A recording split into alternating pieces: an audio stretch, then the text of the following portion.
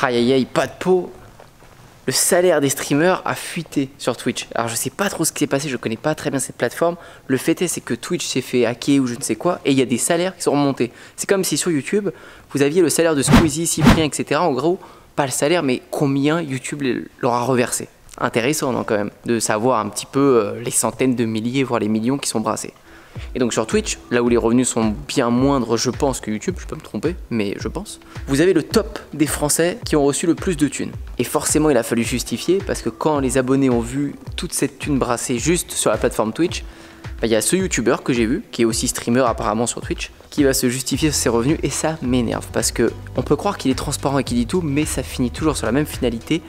J'ai deux sociétés, je sais comment ça se passe derrière, l'envers du décor, je fais des vidéos et de la création de contenu, pas à son échelle, pas aussi haut, mais je sais exactement ce qu'il y a derrière et comment les sous sont utilisés. Donc vous allez savoir vraiment combien il gagne, en tout cas comment il va utiliser son argent. Et il gagne pas que 4300 € par mois, même si vous fait croire que c'est beaucoup et que vous allez voir dans cette vidéo, on le rajoute un peu. Donc c'est pour ça que j'ai fait cette vidéo, c'est pas pour l'attaquer ou quoi, c'est pour vous expliquer enfin clairement l'argent, comment ça se passe pour les youtubeurs, les streamers, etc. Parce qu'on vous le dit pas vraiment. Et j'ai pris cette vidéo parce qu'elle était flagrante, vu qu'il abusait sans cesse sur le fait de je gagne bien mais un petit peu, mais bien mais un petit peu. Donc voilà ce qu'il nous en dit, lui, par rapport à ses revenus de plus de 600 000 $ en 2 ans sur uniquement cette plateforme Twitch. Le 12e streamer français le mieux payé et le 174e streamer mondial le mieux payé au monde. Avec quasiment sur mon compte en banque personnel plus de 640 000 €. Et voici toujours un petit peu d'ironie pour dédramatiser le truc, quoi. Ton compte en banque, mec. Sur mon compte en banque personnel, mec. Pourquoi t'es dans un appart? Donc c'est-à-dire que c'est très exactement les virements qu'on a directement sur le compte en banque de nos boîtes. Mais là, c'est en l'espace de 2 ans. C'est des virements qui ont lieu tous les mois, des virements mensuels. Ce que je trouve bien avec ce mec-là, c'est que oui, il est transparent et il va donner plus de chiffres, il va donner presque plus d'indications que tous ceux qu'on peut parler d'argent sur Internet, Thibaut InShape et plein d'autres youtubeurs. Mais en même temps, il n'avait pas trop le choix de le faire. C'est ça qui est... Oui, c'est courageux d'en parler là, même si, encore une fois, vous allez voir, il dit pas vraiment dans le sens qu'il faut le dire. Mais en gros, si vous laissez les gens voir ces revenus-là, ces montants-là de plus de 600 000, 1 million d'euros, ils vont se faire des idées et c'est normal de faire une vidéo, j'aurais fait la même chose que lui. Mais c'est en cela où oui, il est courageux, mais en même temps, il n'avait pas le choix. Donc effectivement, ce qu'il dit sur ce bout de vidéo, c'est que cet argent-là, il va sur le compte de sa boîte, c'est vrai. C'est pas 600 000 et quelques euros qui vont directement sur son compte personnel. Maintenant, voici l'anecdote sur son salaire. Donc c'est que sur lui, il gagne vraiment sur toute cette année. Alors ne pensez pas qu'il gagne que 600 000 € sur une année ou sur 2 ans. On va y revenir après. Mais donc par rapport à toutes ces grosses sommes, combien lui, il dit gagner pour lui? Et moi je leur disais, oh merde, je viens de capter que j'ai oublié de me faire un virement. Oui. Je pense que certains dans le chat s'en rappellent. Je me suis dit, merde, j'ai complètement oublié de faire un virement. Quel était ce virement? Ce virement, c'était en gros le salaire que je me vire depuis mon entreprise pour moi personnellement. Et en gros, bah tu sais, lors du bilan fiscal de l'année donc 2020-2021, tu définis un salaire qui sera ton salaire annuel en gros. Tu vas te le virer sur ton compte perso depuis le compte effectivement de ta boîte. Et ben en fait, cet argent-là, c'était très exactement 50 000 €.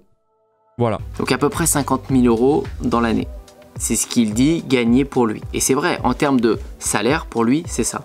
Parce que vous avez votre boîte et vous avez votre compte personnel. Tout ce que vous passez déjà de votre boîte à votre compte personnel, vous avez plein de cotisations sociales à payer, vous avez plein de taxes. Donc vous n'avez sûrement pas intérêt à mettre tout l'argent de votre boîte sur votre compte perso. Donc ça, il a bien raison de mettre une petite somme. Le truc, c'est qu'il sous-entend que pour lui, donc l'argent qu'il gagne vraiment, c'est vraiment ce qui est sous-entendu. Et ce qu'on vous fait croire, c'est que c'est uniquement 50 000 €. Alors que pas du tout, et on va le voir juste après. Et regardez comme d'habitude dans la position dans laquelle il se met. Mon salaire sur un an a été de 50 000 €, ce qui représente à peu près genre 4 200 par mois. On parle en brut, hein, toujours.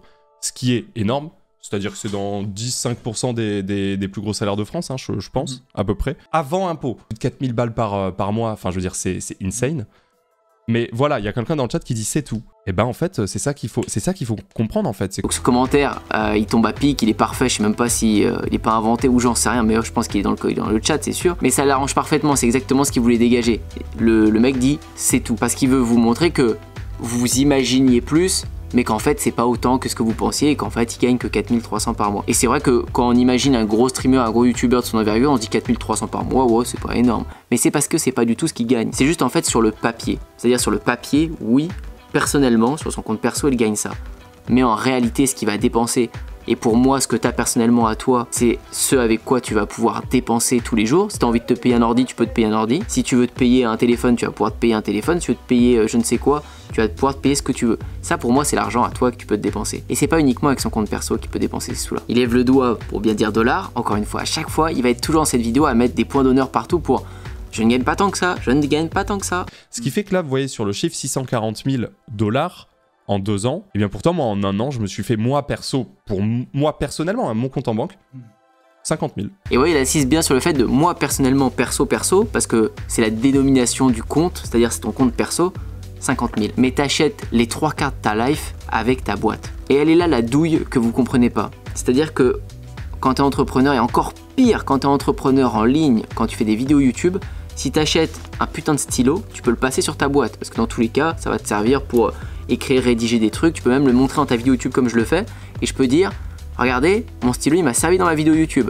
T'as vu? Ça m'a servi comme exemple. Donc c'est du taf. Tout ce qui est sur YouTube, c'est mon taf. Donc tout ce que vous voulez, si demain il va acheter des assiettes, s'il va, même à la rigueur, si vous voulez aller chez le coiffeur ou j'en sais rien, il peut passer ça pour passer son image aussi. Donc le coiffeur peut aussi passer sur la boîte. Enfin, peu importe, vous pouvez passer tout ce qui va être justifiable avec votre boîte.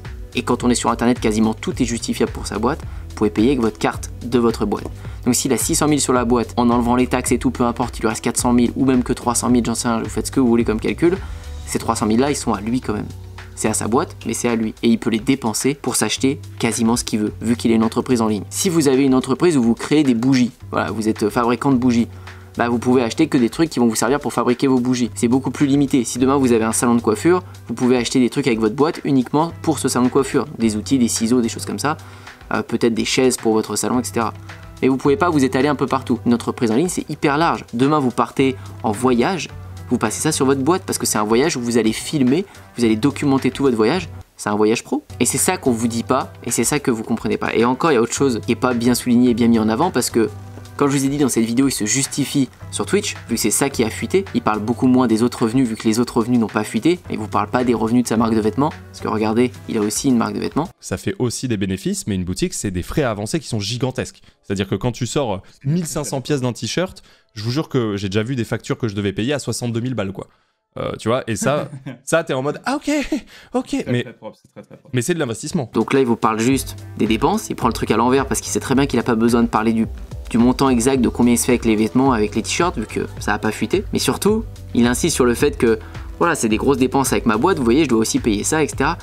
Alors que c'est un exemple bidon en plus, parce que des vêtements aujourd'hui, vous pouvez les avoir pour 0 €, c'est-à-dire il n'y a pas de stock à avancer. Le print on demand, ça existe à fond. Vous avez des sites comme Wardan ou plein d'autres sites où en gros vous prenez vos t-shirts à 1 ou 2 ou 3 € et puis ensuite vous les imprimez, vous floquez, vous mettez dessus.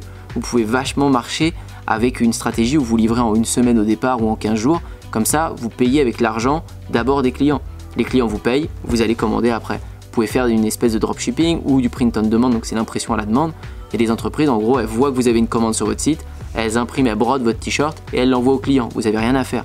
Il y a des entreprises françaises là-dessus. Donc dire qu'il est quasiment obligé de payer 60 000 € de stock sur des vêtements, c'est trop. C'est juste pour abuser le truc, donc il en fait un peu trop des caisses. Je vous mets cette partie parce que cette partie là il m'a appris un truc, je l'avais pas vu comme ça et c'est hyper intéressant ce qu'il dit. Ici on parle d'argent et d'entrepreneuriat sur cette chaîne, donc je pense que ça pourra vous intéresser par rapport au revenu, à l'impôt société en comparaison avec votre impôt sur le revenu. Je vous laisse regarder et on regarde juste après. Le métier de streamer, le métier de créateur de contenu sur internet de manière générale, ça va accumuler plus d'argent que ce que ça va en utiliser.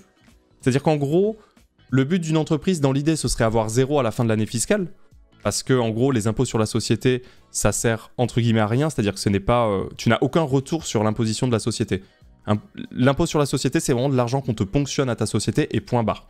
Tandis que par exemple, les impôts sur le revenu, ça va te servir plus tard pour bénéficier de choses meilleures. Nous, en tant que streamer, on n'a pas assez de dépenses pour le faire.